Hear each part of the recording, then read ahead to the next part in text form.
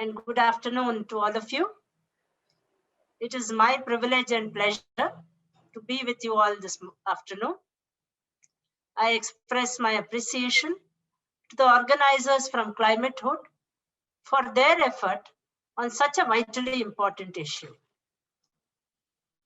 I thought it best that I speak on what I consider a critically important component in environment management, which is our personal responsibility as citizens. So, I will speak to you on you and I and climate change. What is actionable sustainability for the ordinary Indian? Second slide, please. Discussions around green transformations, how to make economies and societies sustainable, are at the forefront of global, national, and local political agendas. I would like to begin with a peek at global sustainability strategies that are making the news today. In Sweden, public-private collaboration has resulted in the IT system Cato that makes use of advanced algorithms to operate railway traffic as energy efficiently as possible. Next slide. Here is a picture of vertical farming and urban orchards.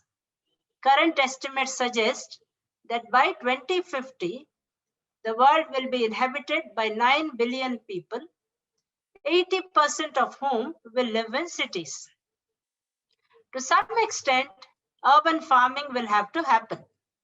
But if done smartly, it could revolutionize the way we view food production and create a local food movement for the urbanite. Mixed-use skyscrapers are the perfect example of a smart city concept, putting those tall glass buildings to good use as greenhouses. But at ground level too, mixed-use parks and urban orchards could begin to provide food to the masses. Think it couldn't happen? It already did. During World War II, the Dig for Victory campaign saw formal gardens and parks turned into allotments, producing millions of tons of food and effectively defeating German blockades.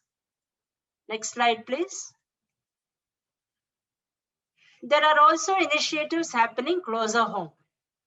More than 1 million Bangladeshis could be displaced by rising sea levels by 2050.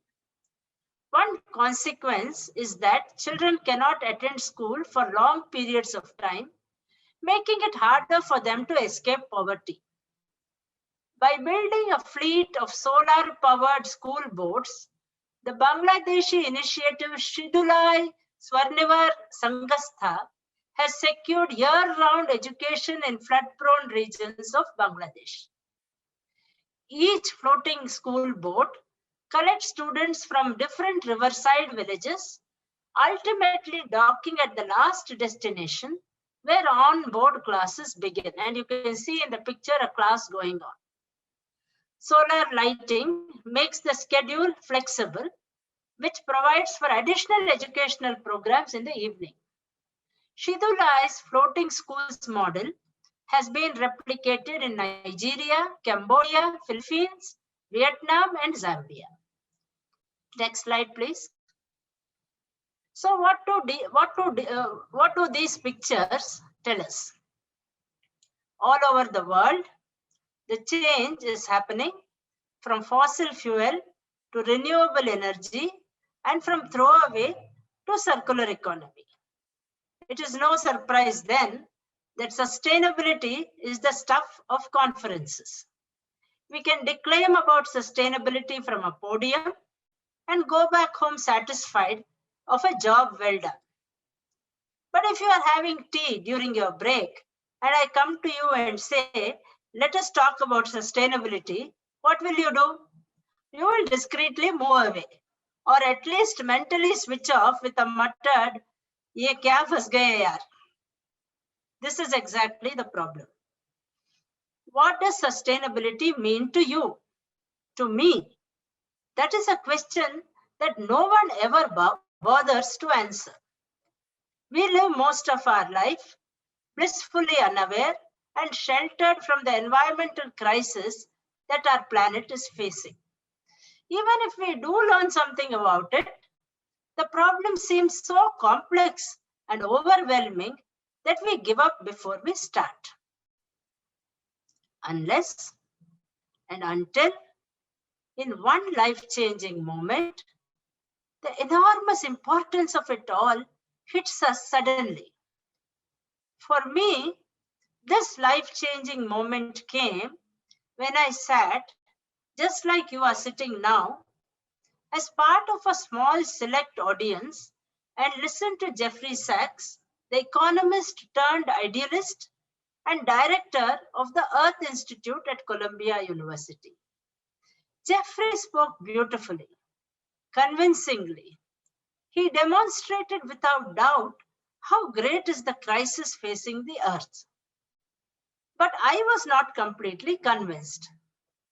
And so I dared to ask the great Jeffrey Sachs, why should this be important for me? I am struggling with my daily life, my daily problems. Why should I care? And anyway, what can I, a small lone individual, what can I do? Why should I be my brother's keeper? The measure of a great man's greatness is how he addresses the little man, or in this case, the little woman. Jeffrey Sachs's greatness came through in that instant. He embraced, and yes, that is the word, he embraced my question, acknowledged the essential moral nature of sustainability, the responsibility it places on each of us, and then laughed that while he could give macro level speeches, he was rather less enthusiastic about recycling in his own home. Next slide. So that is the key that I am going to address today. What is my role, your role, the role of each of us in sustainability? What are the things that we can do and should do? We Indians bemoan our collective lack of civic sense while simultaneously pardoning our own. This leads us to a pervasive hypocrisy in our public discourse, not only on this issue, but in all larger issues. I hope that at the end of the next 10 or 15 minutes, sustainability becomes for all of us a subject of our actionable present, not just a doomsday prospect of a common gloomy future. First, stop, breathe, relax, don't panic. The pralayam, the disaster may be imminent, but this is a matter for rational action, not fear. Real change and beneficial change takes some time. Second, educate yourself. Read everything you can. Watch documentaries. Enroll in more courses at college or online like Coursera. A lot of stuff goes on in the name of climate science. You will never go wrong if you diligently question the world around you and educate yourself. Information today is available in plenty. The trick is to access and internalize that which is simple, real, and actionable. Third, do. There are so many simple things that one can do without being overawed by labels. Recycling, for instance. It is ironic, laughable really, that we frugal Indians have to learn about recycling from the opulently wasteful Americans. Why my grandmother, who used to make razais from her old used saris, could teach us all a thing or two about recycling. So many of us cousins grew up wrapped in the warmth of her love and also her red bandhani covered padded quilts. I'm sure we can't all go back to quilting. But we also cannot rely on Western solutions because it is either unsuitable to our lifestyle or redundant simply because we are already a careful people. What is the point if we are cautioned against buying a third car when we don't even own one? So it is left to us Indians to evolve our own methods customized to our context. And there are so many things that we can do. In a buffet or a wedding meal, just help yourself to what you will eat instead of heaping your plate and wasting the rest. Switch off appliances, lights when not in use. Take along a reusable bag for your grocery shopping instead of asking for one more plastic or even paper bag. Use buckets and mugs instead of allowing the rivers to flow into your drains. Grow a small garden. Reduce your garbage. Segregate it. And above all, don't pile it in your neighbor's empty backyard. I am sure each of you will be able to come up with many things that we can do. When I speak of action, there are certain caveats that I would like to make. Be realistic. Start with yourself. Assess where you are and how you can change. Many sustainability converts become over-enthusiastic, try to change the world around them and everyone around them, but become frustrated and stop when others don't come along. In fact, a good way to go is to first formulate exactly how you want others to behave and then behave that way yourself. The first steps are local. Look at your usage and make smart changes. If you lived in Rome or Montreal, I would suggest that you walk to work. But here it is not really feasible most of the time. So start with doable changes and then work your way to the bigger ones. Or you can segment your efforts into personal actions, local actions, and national actions and steadily augment your effort. As you know more, you will do more. And then you can expand and intensify your effort. You can invest in a cleaner car or a greener residence. There is really no end to the things that you can and will do when you get interested. Finally, there will certainly come a time when you will become a messenger. At that time, tell a compelling story, make it personal, and relate it directly to the individual so that your audience will care. I think part of our problem is that we still use the old approaches of the traditional environmental movement, using negative reinforcement, lobbying vague threats, focusing on all that stands to be lost. If it is going to survive, the sustainability movement needs to do just the opposite. Paint a picture of how good things can be. Talk about all the great things that we can achieve, not all the bad things that we will avoid, and inspire people to change instead of trying to scare them. At the end of today, I am certain that you will go back wiser, more knowledgeable, more thoughtful. There are different frameworks in environmental studies: the crisis frame, the controversy frame, the social responsibility frame, the morality frame, the political frame. I have no doubt that we'll be enriched by discussion on all of these. But I have only this to add. Sustainability is not someone else's problem. It is mine. It is yours. And it is all of ours. But you don't need me to say this. You know it already. Gandhiji said it long ago that the earth provides enough to satisfy every man's need, but not every man's greed. The Mahatma, as usual, has summed it better than any of us could ever do.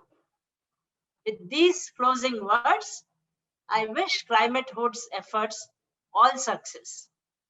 Thank you all very much. Jai Hind. Well, what future now? I'll have to look at this from two angles. This is Tanishka Watt's question. Good evening. And what future do you see for the environmentalist? In terms of career prospects, I see reasonably good prospects because it's an emerging science. People are becoming more conscious, and therefore you do have a number of non-profits and governmental agencies coming up with different programs, and therefore there is a reasonably good prospects in a career. In fact, graduate who I know in environmental science, she has recently joined Water Resources Institute. So that is fairly good. Now, in terms of life, well, let me tell you that you will be like in anyone in public service. It will be a life of frustration because you will want to do so much, and you know that there is so much to do, but to take people along with you will be an uphill task. So yeah, reasonably good career, but it will be a frustrating, but ultimately a fulfilling life, I think. So thank you, Tanishka. From Bharat, as a policymaker of a developing country, how do you manage sustainability and development? That is actually the very big challenge. We, in our country, particularly across the world, but particularly in our country, we have this thing that, you can't protect the environment and have growth and development at the same time. We have a kind of bipolar vision that, if growth and development means more and more construction, cutting down trees, which is really not so. We need to find ways where we can balance these two goals, where we can have growth as well as protect our environmental interests. And it is not impossible. Technology has advanced, science has advanced. It is possible to do. We are still very much at the rudimentary stage that, we either protect or we cut down and then construct. But the best we do, and this is, a mandate by the forest department, where they would say that for every tree you cut, you plant 5 more or 3 more or some such thing. That is where we stand, which is, I think, very rudimentary approach. We need to do something which is, not just aligned, but intertwined. So you have construction which is environmentally sustainable, which is made in an environmentally sound manner. So that is something where, we need much more exposure to. There are countries which are managing to do it. Fairly high level of growth, not, not any, the emerging economies, in fact, have developed their own methods, as I pointed out in the Bangladesh example.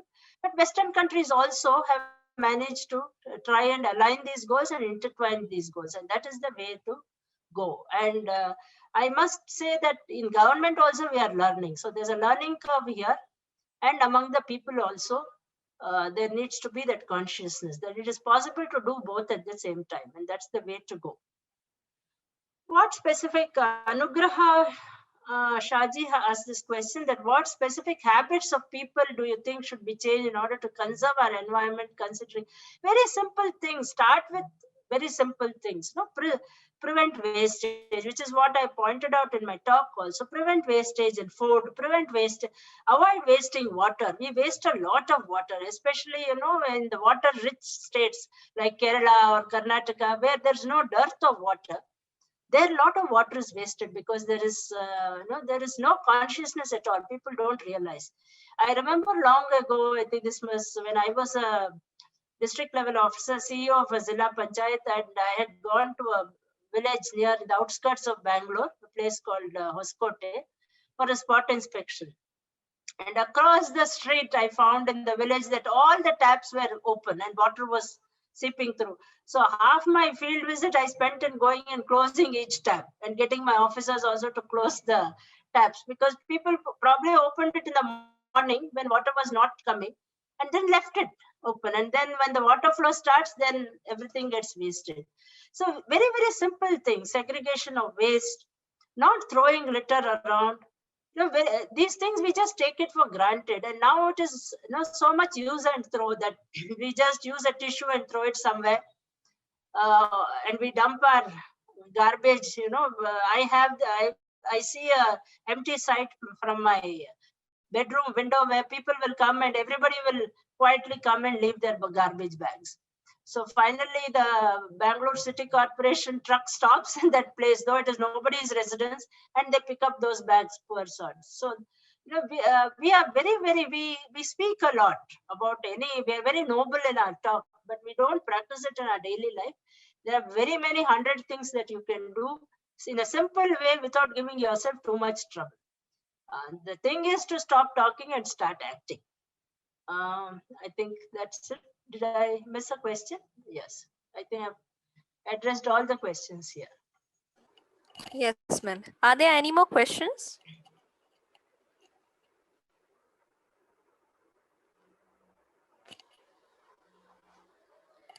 Okay, since there are no more questions, I kindly request Tanishka to propose the vote of thanks.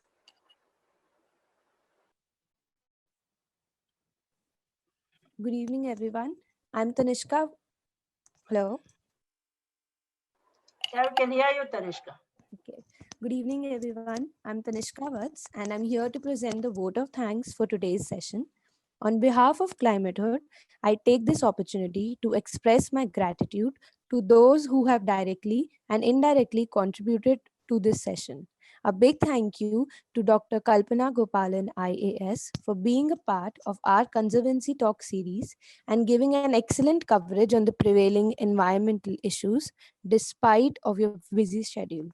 It was a privilege for us to have such an experienced person as the guest for a third session in this series. It gave us pretty deep insights into this topic, and I'm very sure that your valuable suggestions would definitely help us youngsters.